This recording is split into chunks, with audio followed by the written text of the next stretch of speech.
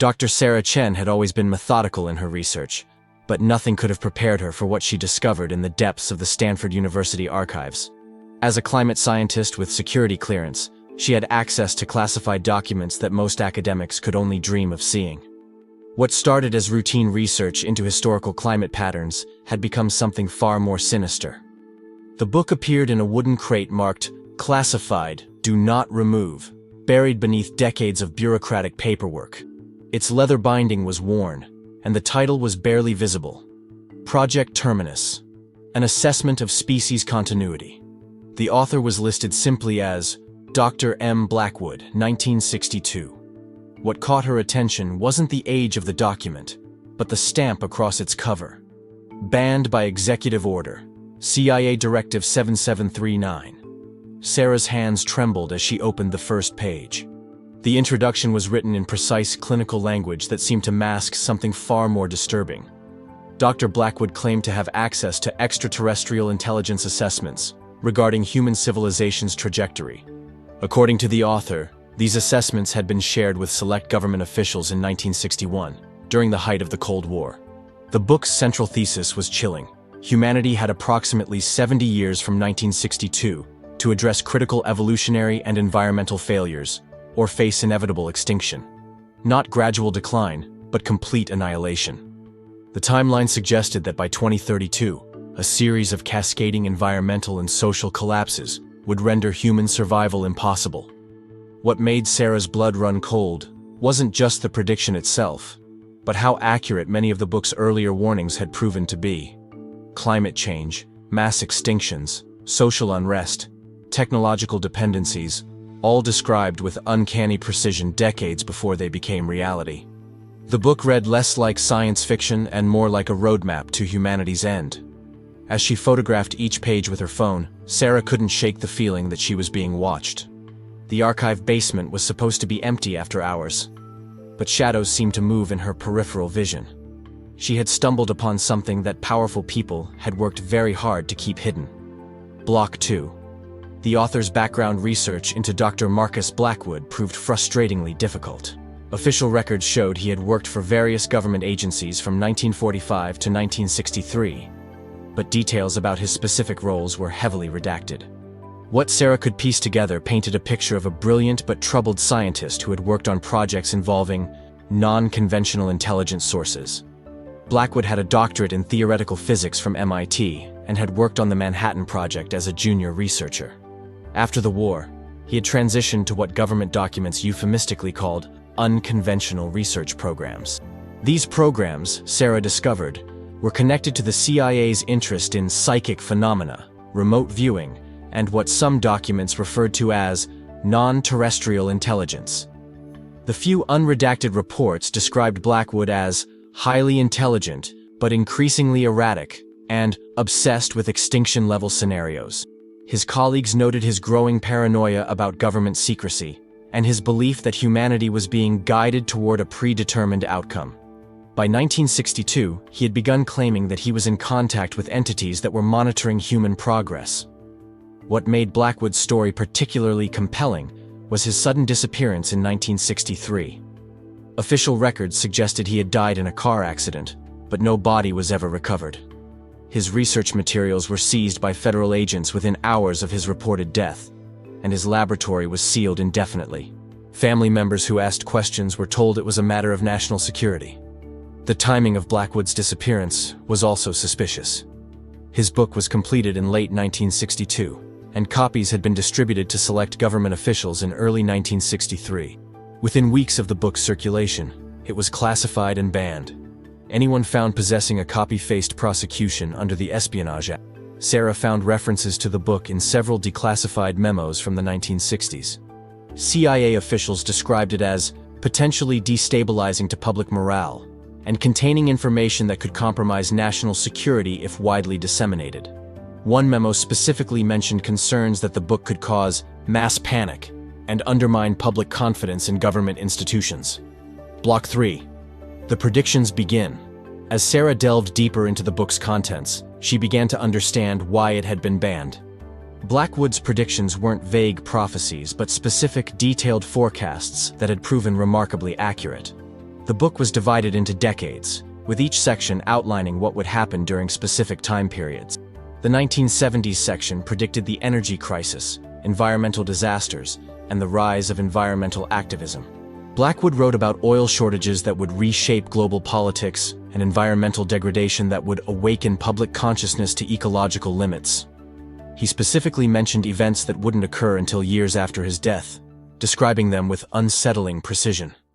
The 1980s predictions included the fall of the Soviet Union, technological advances in computing, and the beginning of what he called climate acceleration. Blackwood wrote about information systems that would connect human consciousness globally, and political upheavals that would redraw the world map. His description of the Berlin Wall's fall was particularly specific. Most disturbing were his predictions for the 1990s and beyond. Blackwood foresaw the rise of the internet, global terrorism, pandemics, and increasing social fragmentation. He wrote about manufactured crises designed to accelerate societal collapse, and technological dependencies that would leave humanity vulnerable to systematic breakdown. The book's tone became increasingly urgent as it progressed through the decades. Blackwood seemed to be documenting not just predictions, but a plan.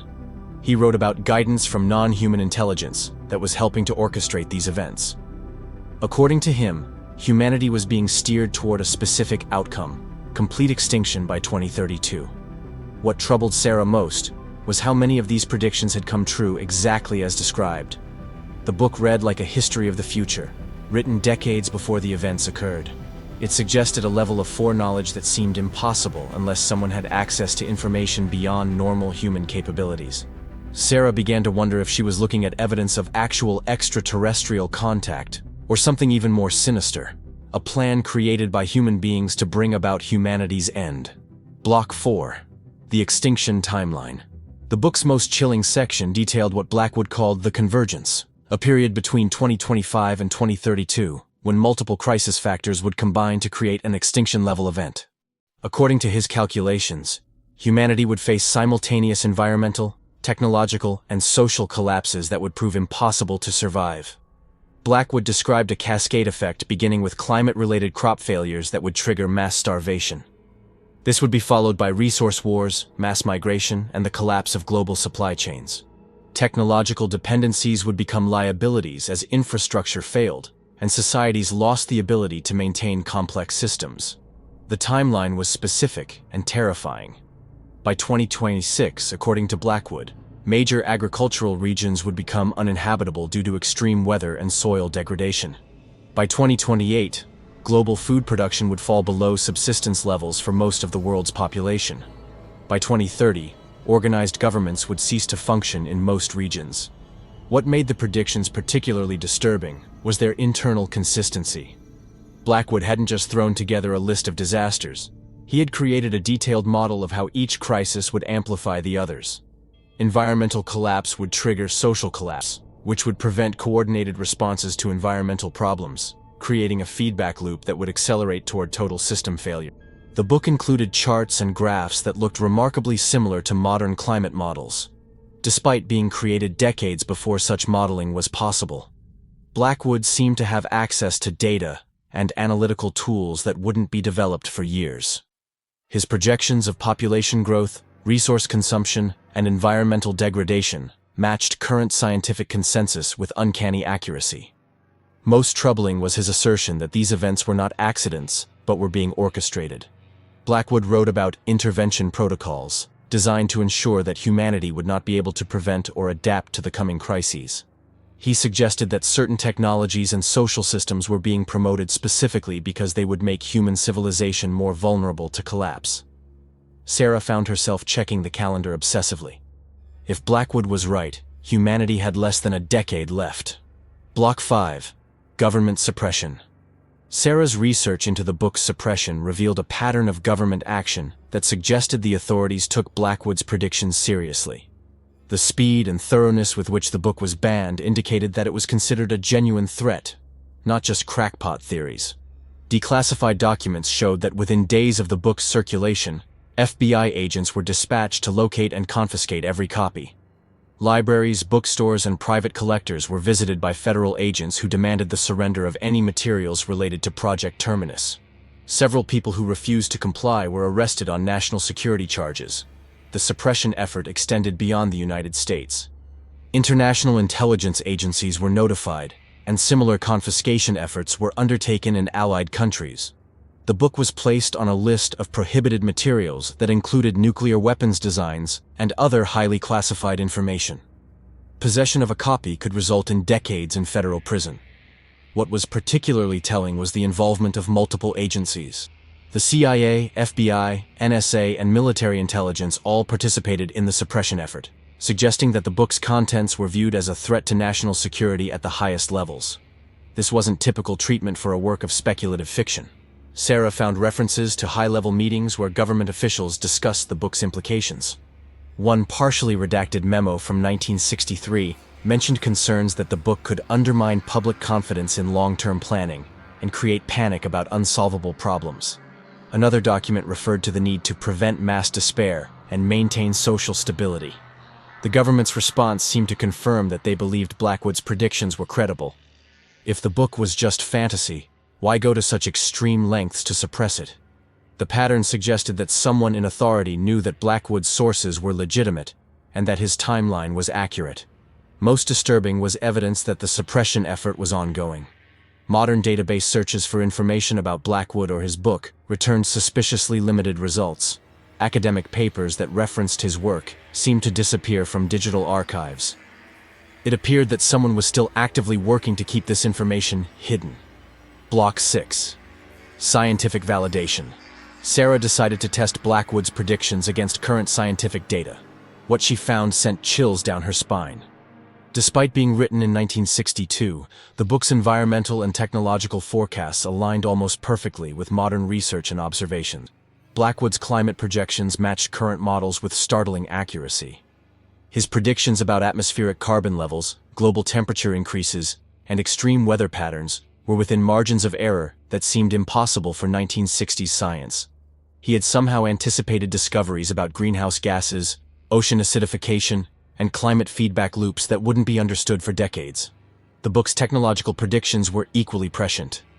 Blackwood wrote about global information networks that would connect all human knowledge and communication, describing what was essentially the internet decades before its creation. He predicted personal computing devices, satellite communication, and artificial intelligence with remarkable specificity. Most troubling were his biological predictions. Blackwood forecasted mass extinctions, ecosystem collapses, and the emergence of antibiotic-resistant diseases. His timeline for species loss matched current extinction rates, and his descriptions of ecological tipping points aligned with modern environmental science. Sarah ran computer models using Blackwood's 1962 data as a baseline. The projections consistently validated his predictions about resource depletion, population growth, and environmental degradation.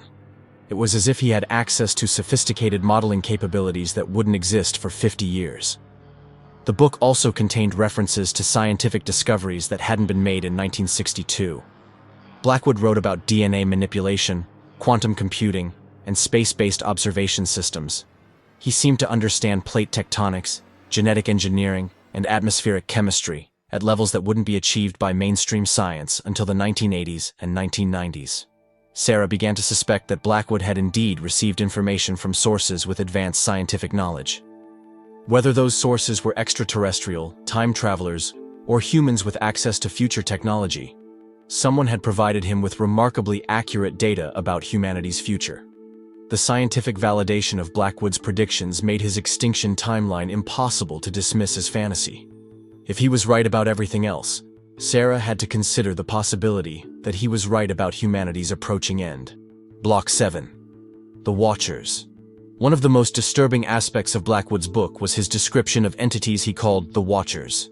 According to his account, these beings had been observing human civilization for centuries and were actively involved in guiding its development toward a predetermined conclusion. Blackwood wrote that the Watchers were not necessarily hostile, but viewed humanity as a controlled experiment that had served its purpose. According to his sources, humans had been allowed to develop technology and civilization to a certain point, but were never intended to become a permanent species. The extinction timeline was not a warning, but a schedule. The book described the Watchers as having superior technology and intelligence, but being constrained by what Blackwood called intervention protocols. They could influence human development through subtle means, inspiring certain discoveries, guiding political decisions, or manipulating environmental conditions, but could not directly interfere with human choice and development. According to Blackwood, the Watchers had been behind many of humanity's greatest technological leaps. The development of nuclear weapons, space travel, and computer technology had all been guided by subtle influences designed to accelerate human development toward a specific timeline. These advances were not accidents, but were orchestrated to bring humanity to its extinction point as efficiently as possible. The book suggested that the Watchers had conducted similar experiments with other species on other worlds. Humanity was just the latest in a series of civilizations that had been allowed to develop to a certain point before being terminated. The process was described as scientific research on a cosmic scale. What made this particularly chilling was Blackwood's assertion that the Watchers were documenting everything. Human art, literature, music, and knowledge were being preserved, but the species itself was considered expendable. Like specimens in a laboratory, humans were valuable for what could be learned from them, not for their own sake. Blackwood claimed that select humans had been contacted and informed about the timeline. These individuals were given the choice to cooperate with the process or attempt to resist it. Those who cooperated were promised preservation in some form. Those who resisted faced elimination. Sarah wondered if she was now part of this selection process. Had her discovery of the book been orchestrated, or was she genuinely uncovering hidden truth? Block 8. Modern Confirmation. Sarah's investigation took a darker turn when she began finding modern evidence that seemed to confirm Blackwood's claims. Recent government actions, corporate policies, and international agreements all seemed to align with accelerating humanity toward the predicted timeline. Environmental policies that appeared designed to address climate change were actually structured in ways that would delay effective action until it was too late. International climate agreements contained loopholes and delays that ensured critical emissions reductions would not occur within the necessary time frame. Corporate behavior also fit the pattern. Companies with the resources to develop sustainable technologies were instead investing in short-term extraction and consumption models. It was as if businesses were being guided to prioritize immediate profits over long-term survival, even when sustainability would be more profitable in the long run. Technological development seemed designed to increase human dependence on complex systems that would be vulnerable to collapse. Smart cities, digital currencies, and automated systems were being promoted despite their obvious fragility. Society was becoming increasingly dependent on technologies that could fail catastrophically. Sarah found evidence of suppressed research and silenced scientists. Alternative energy technologies, sustainable agriculture methods, and environmental restoration techniques were being systematically underfunded or discredited. It appeared that solutions to humanity's problems existed but were being prevented from implementation. Most disturbing was the pattern of crisis management. Government responses to environmental and social problems seemed designed to worsen rather than solve them. Policies that appeared beneficial on the surface often contained provisions that would accelerate the problems they claimed to address.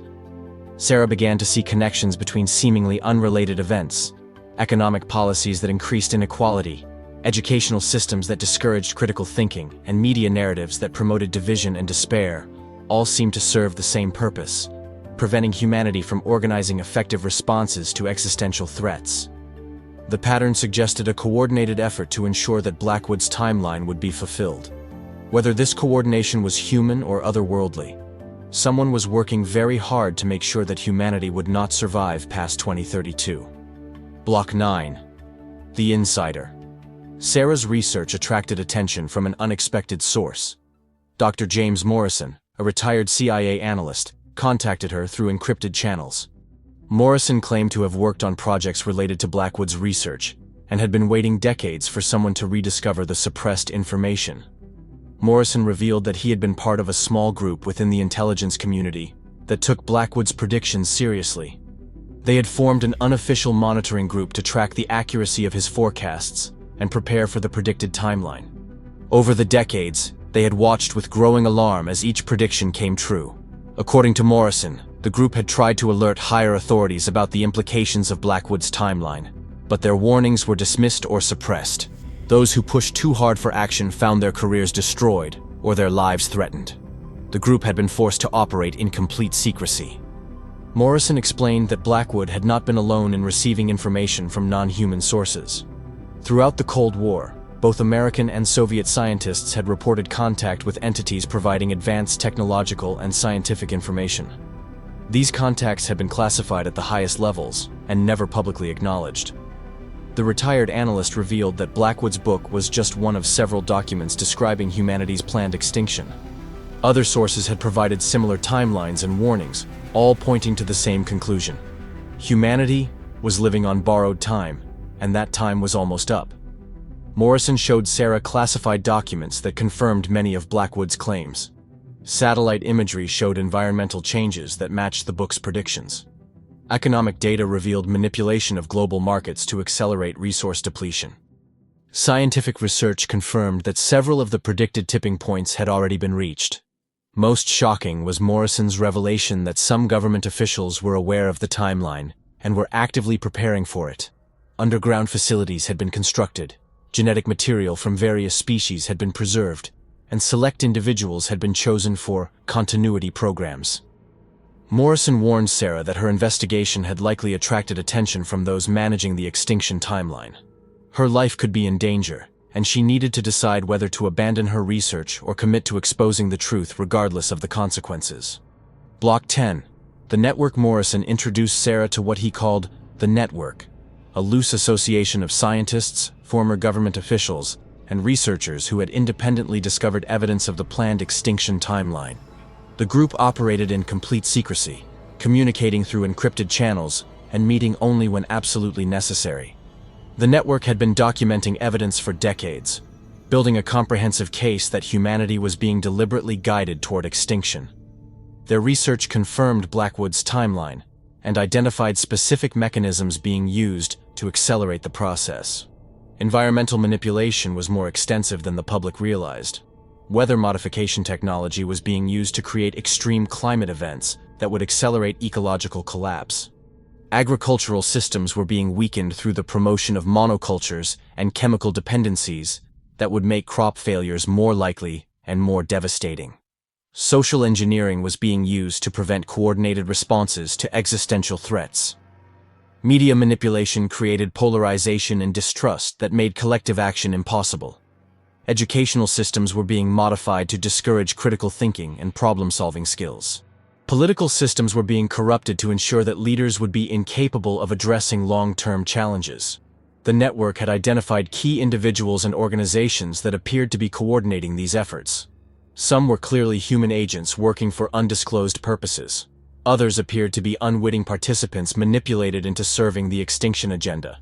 A few seemed to have knowledge of the true purpose behind their actions. Technology was being developed and deployed in ways that would ensure human vulnerability. Artificial intelligence systems were being designed with hidden vulnerabilities. Communication networks contained backdoors that could shut down global coordination at critical moments. Financial systems were structured to collapse under stress, preventing the economic cooperation necessary for survival. The network had concluded that the extinction timeline was being actively implemented rather than simply predicted. Whether the coordination was human or alien, terrestrial or extraterrestrial, someone with vast resources and advanced knowledge was working systematically to ensure humanity's end. Morrison revealed that the network had been trying to develop countermeasures, but their efforts were consistently thwarted. Research was suppressed, funding was denied, and key individuals faced intimidation or worse. It appeared that any serious attempt to alter the timeline triggered active resistance from those managing the process. Block 11. Hidden facilities. The network's most disturbing discovery involved secret facilities being constructed around the world. These installations appeared to be preparation sites for surviving the planned extinction event, suggesting that some humans would be preserved while the majority of the species was eliminated. Deep underground military bases had been expanded far beyond their official purposes. Genetic storage facilities contained samples from millions of species, including humans. Advanced technology that wasn't publicly available was being stockpiled in hardened installations. Food, water, and energy supplies were being accumulated on massive scales. The scale of preparation suggested that the extinction timeline was not just predicted, but planned. Resources that could have been used to prevent human extinction were instead being used to prepare for it. The message was clear. Extinction was inevitable, and the only question was who would survive it. Sarah gained access to classified construction contracts that revealed the scope of these projects. Billions of dollars were being spent on facilities that had no apparent purpose other than long-term survival in post-apocalyptic conditions. The timeline for completion matched Blackwood's predictions exactly. Personnel selections for these facilities were being made based on criteria that prioritized genetic diversity, technical skills, and psychological profiles suitable for rebuilding civilization. The selection process appeared to be treating the survival of human civilization as a controlled experiment rather than a natural outcome. Most troubling was evidence that these facilities were not just American projects. Similar installations were being constructed by multiple governments, suggesting international coordination at the highest levels. The extinction timeline appeared to be accepted as inevitable by world leaders who were preparing for it rather than working to prevent it. The network had identified communication systems connecting these facilities that used technology not available to the public. This suggested that those managing the extinction process had access to advanced technologies that could have been used to solve humanity's problems instead of hiding from them. Sarah realized that she was looking at evidence of the ultimate betrayal. Humanity's leaders were not just failing to prevent extinction, they were actively participating in it while preparing to survive it themselves. Block 12. The acceleration analysis of recent global events revealed that the extinction timeline was being accelerated. Environmental degradation, social chaos, and technological vulnerabilities were all developing faster than Blackwood's original prediction. Someone had apparently decided to move up the schedule. Climate change was progressing more rapidly than even the most pessimistic scientific models had predicted. Ocean currents were shifting decades ahead of projections. Arctic ice was melting at rates that should have been impossible. It appeared that natural processes were being artificially accelerated. Social systems were collapsing faster than historical patterns would suggest. Political polarization had reached levels that made cooperation on existential threats impossible. Economic inequality was growing at rates that threatened social stability. Trust in institutions was eroding so rapidly that coordinated responses to crises were becoming impossible. Technological systems were being made increasingly fragile through design choices that prioritized efficiency over resilience. Power grids, communication networks, and transportation systems were all becoming more vulnerable to cascade failures. A single major disruption could now bring down entire civilizations. The acceleration appeared to be intentional rather than accidental. Environmental modification technology was being used to enhance climate disruption. Social media algorithms were designed to increase polarization and reduce rational discourse. Economic policies were structured to accelerate inequality and social instability. Sarah found evidence of coordination between these acceleration efforts. Environmental manipulation was timed to coincide with social disruption. Economic crises were triggered during periods of political instability. It was as if multiple systems were being destabilized simultaneously to ensure that humanity could not adapt or recover. The original timeline gave humanity until 2032, but the acceleration suggested that the end could come years earlier. Environmental collapse might trigger social chaos by 2028 or even 2026. The window for potential human survival was closing faster than anyone had anticipated. Morrison warned Sarah that the acceleration might be a response to growing awareness of the timeline. As more people discovered the truth, those managing the extinction process might have decided to accelerate their schedule to prevent organized resistance. Block 13. Resistance attempts. Despite the overwhelming evidence of coordinated extinction planning, the network had not given up hope. Small groups around the world were attempting to develop countermeasures and alternatives that might allow humanity to survive beyond the predicted timeline.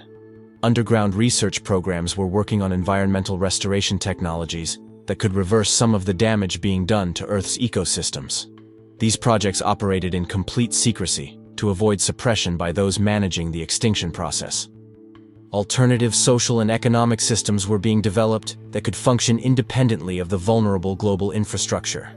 Self-sufficient communities were being established that could survive the collapse of modern civilization and potentially rebuild afterward. Information preservation efforts were working to ensure that human knowledge and culture would survive even if the majority of the population did not. Digital archives were being created that could withstand electromagnetic pulses, solar flares, and other potential threats to electronic systems. Genetic preservation programs were collecting and storing genetic material from humans and other species in facilities independent of the official preservation sites. These efforts aimed to ensure that life could continue even if the official survival programs failed or were compromised. Communication networks were being established that could function during periods of social collapse and infrastructure failure. These systems would allow resistance groups to coordinate responses to extinction events and share critical information. Educational programs were being developed to teach survival skills and knowledge that would be essential during and after civilizational collapse.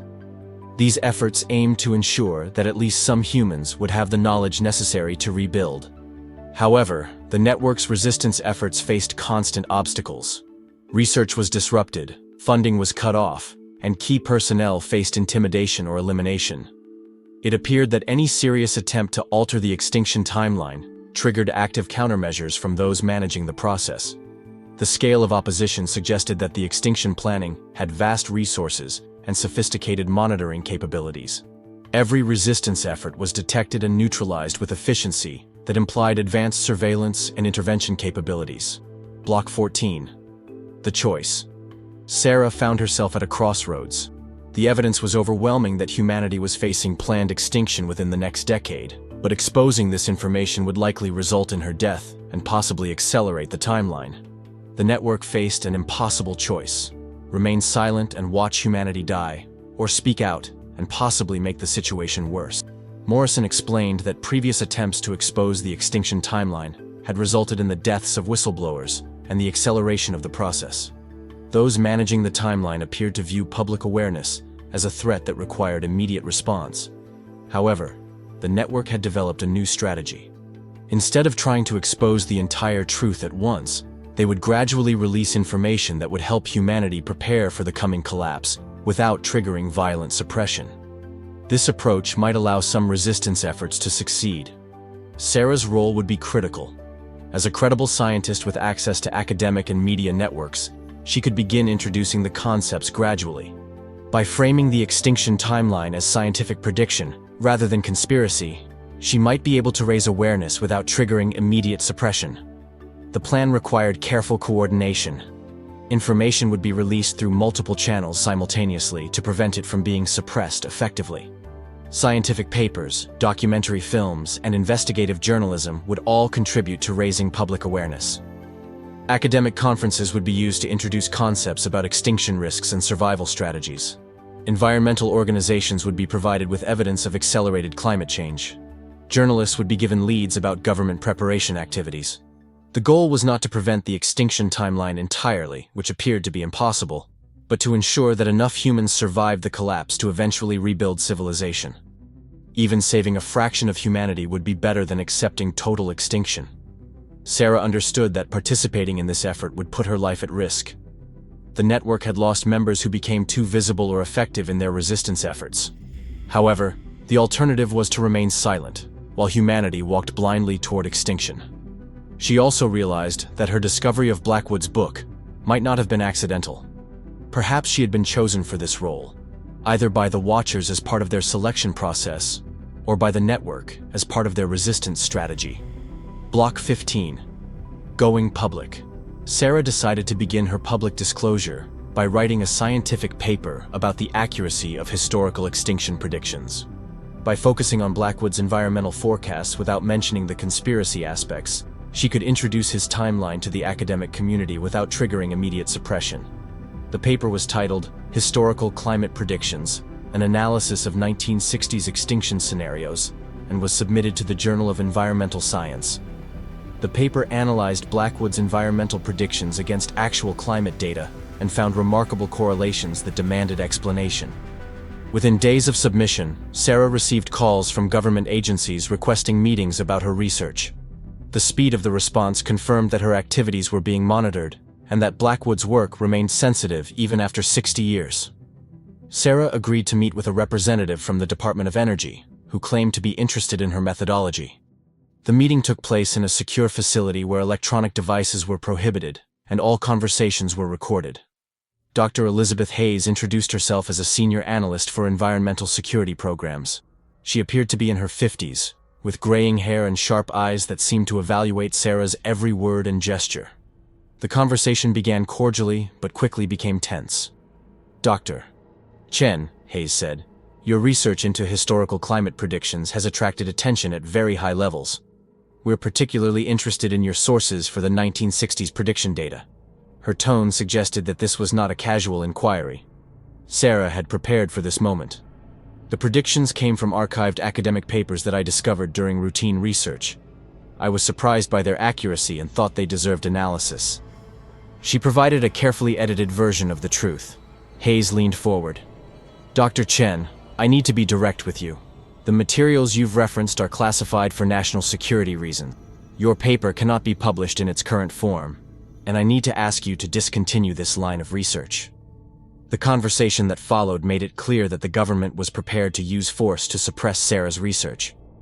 However, Hayes also hinted that cooperation might lead to opportunities to work on officially sanctioned climate research with access to classified data.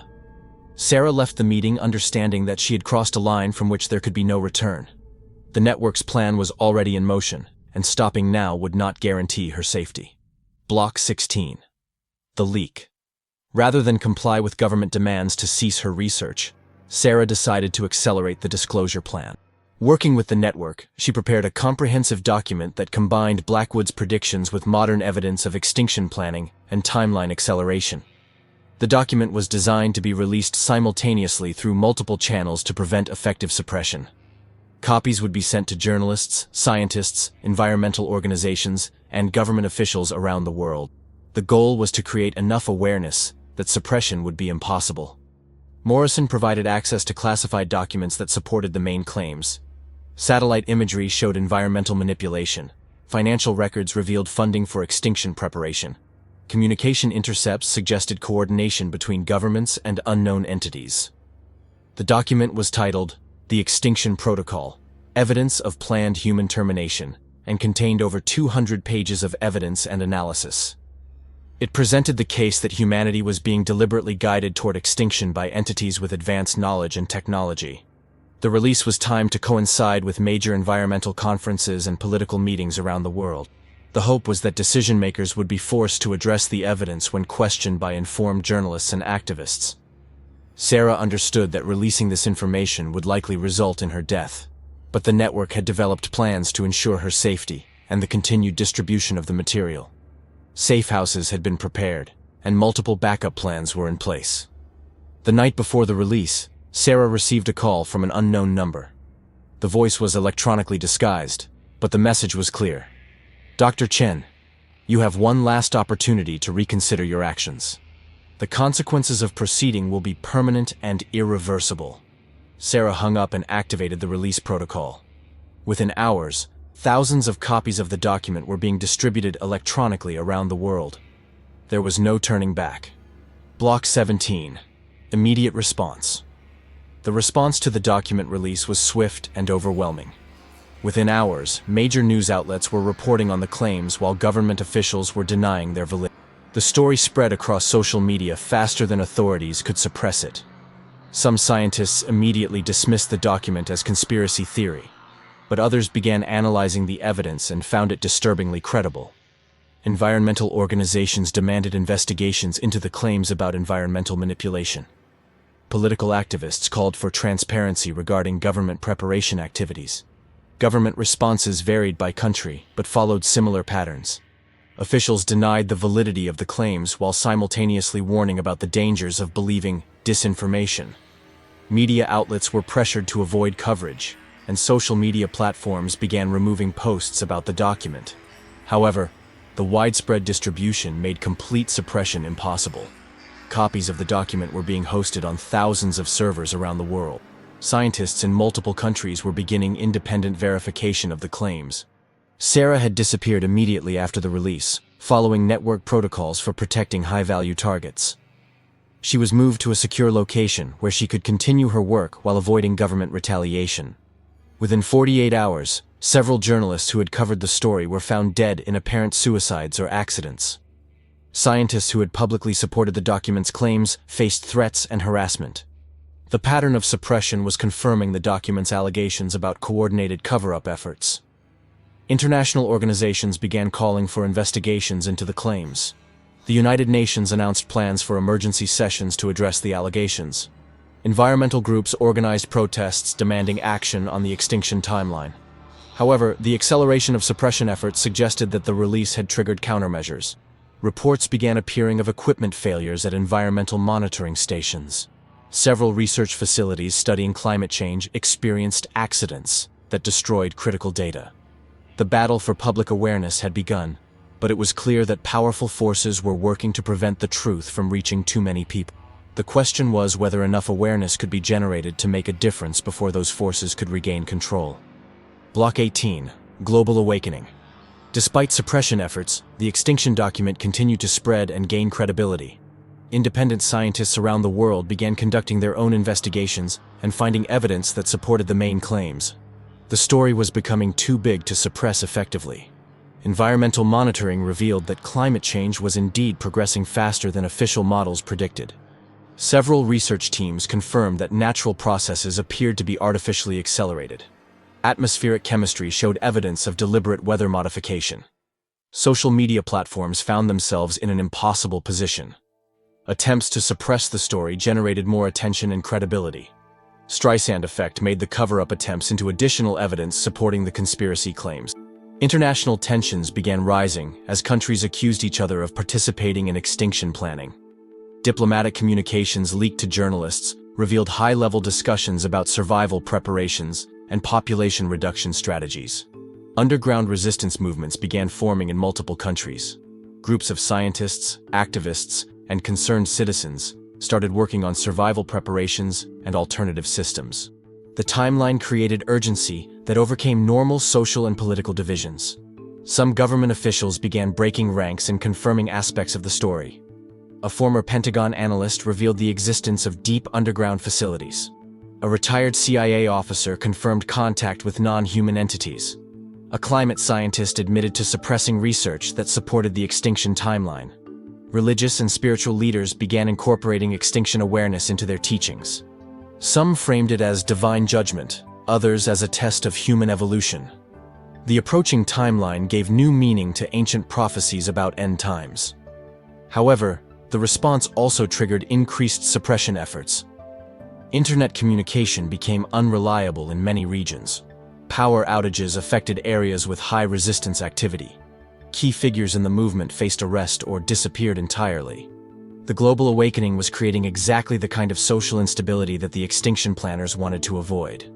The question was whether humanity could organize effective resistance before the timeline made survival impossible. Block 19. The Counterstrike. As public awareness of the extinction timeline grew, those managing the process decided to accelerate their schedule and implement active countermeasures. The careful balance they had maintained for decades was breaking down, forcing them to take more direct action to ensure the timeline's completion. A series of seemingly unrelated disasters began occurring around the world. Nuclear power plants experienced technical failures that contaminated large areas. Financial markets crashed in coordinated attacks that destroyed global economic stability. Communication satellites went offline, disrupting international coordination efforts. Sarah, still in hiding with the network, watched the events unfold with growing horror. The pattern was clear. Resistance to the extinction timeline was triggering the very catastrophes that would ensure humanity's end. Their attempts to save humanity were being used to accelerate its destruction. Morrison received intelligence from remaining contacts in government agencies that martial law was being prepared in multiple countries. The justification would be the need to maintain order during the crisis, but the real purpose was to prevent organized resistance to the extinction process. Underground facilities that had been prepared for decades were being activated ahead of schedule. Selected personnel were being moved to secure locations while the surface population faced increasing chaos. The timeline was being compressed from years to months. Climate manipulation technology was deployed openly for the first time. Massive storm systems were generated to destroy agricultural regions. Temperature extremes were created to make large areas uninhabitable. The careful subtlety of previous environmental manipulation was abandoned for brutal efficiency. The counterstrike included psychological warfare designed to break human resistance.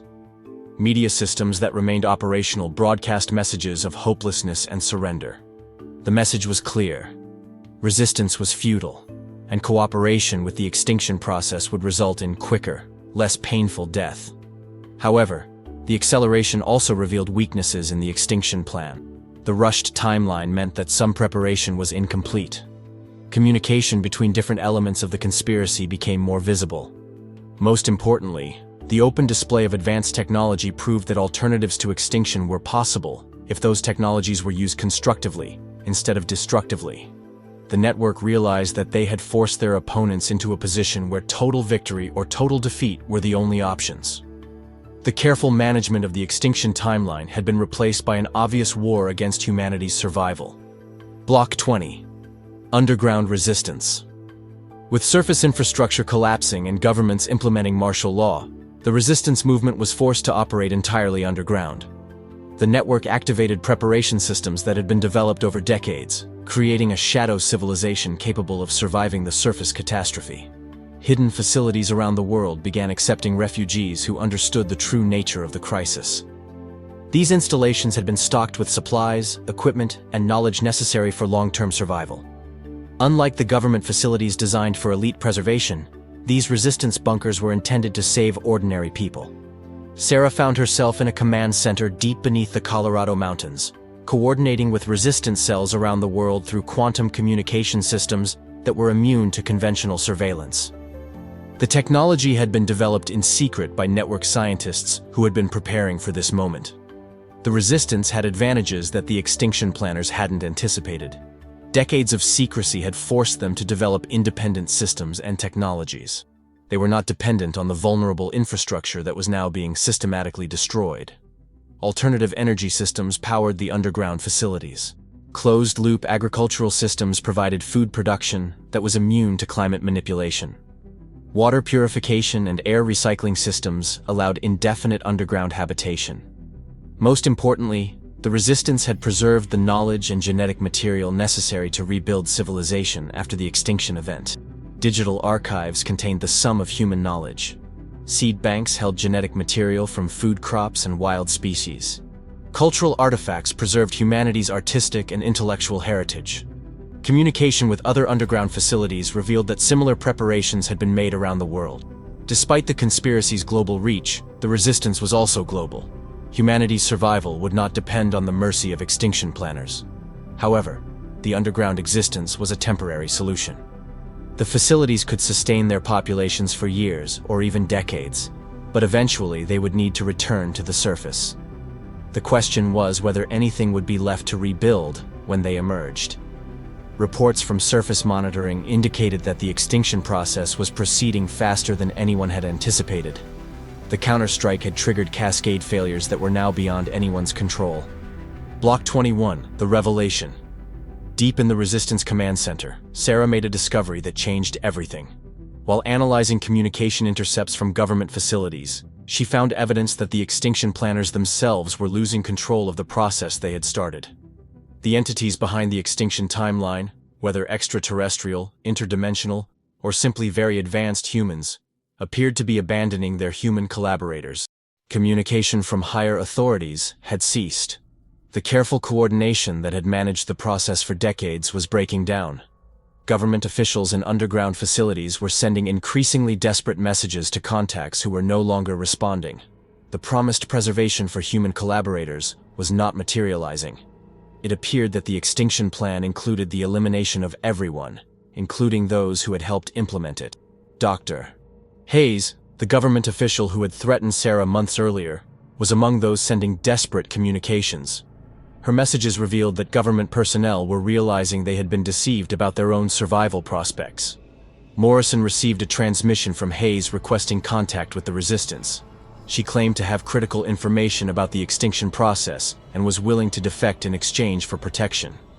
The message suggested that the government's extinction planning was falling apart. Against the advice of other network leaders, Sarah agreed to meet with Hayes through an intermediary. The former government official revealed that the extinction timeline was not just planned, but was actually a test. Humanity was being evaluated on its ability to recognize and respond to existential threats. According to Hayes, the entities behind the process had conducted similar tests with other civilizations. Species that failed the test were allowed to go extinct. Those that passed were invited to join a galactic community of advanced civilizations. The test had multiple components. Humanity had to recognize the extinction threat, organize effective resistance, and demonstrate the technological and social capabilities necessary for long-term survival. The resistance movement had apparently satisfied most of these requirements.